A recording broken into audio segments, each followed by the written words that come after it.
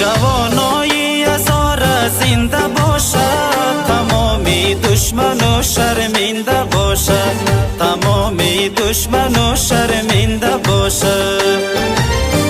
دور از گان و بسود و جاغوری، چنان شیر و پلنگ رزمنده باشد، چنان شیر و پلنگ رزمنده باشد. جوانای هزار زنده باشد، تمامی دشمن و شرمنده باشد، تمامی دشمن و شرمنده باشد.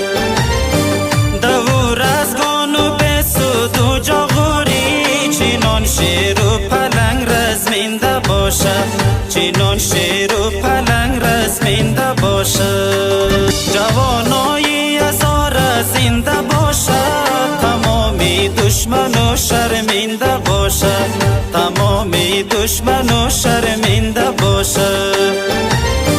دور از گان و بسود و جاغوری، چنان شیر و پلنگ رزمنده باشد، چنان شیر